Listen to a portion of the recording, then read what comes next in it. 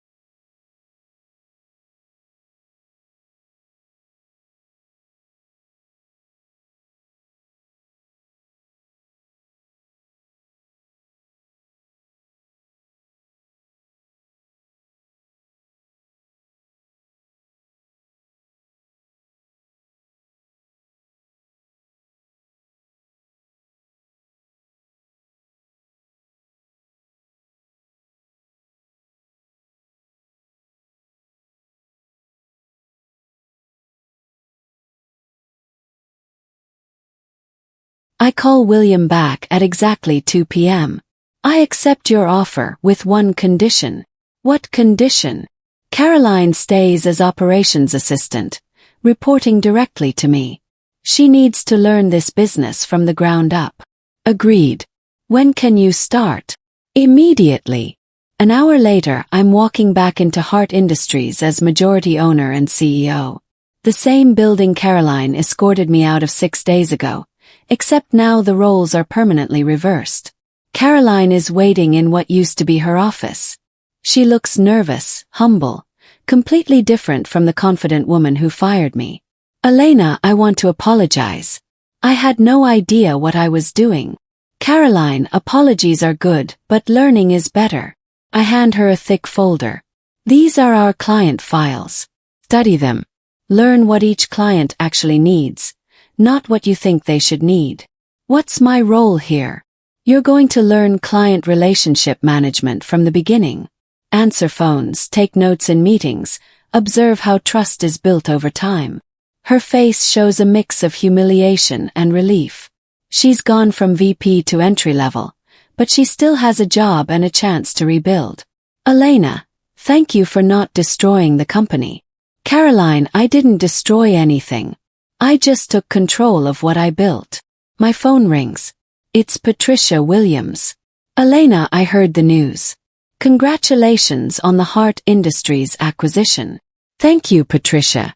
We'll be maintaining all existing service levels and improving communication protocols. Perfect. That's exactly what we wanted to hear. I hang up and look out the window of my new office. The corner office with windows Caroline used to occupy. 6 days ago, she thought she was streamlining operations by firing me.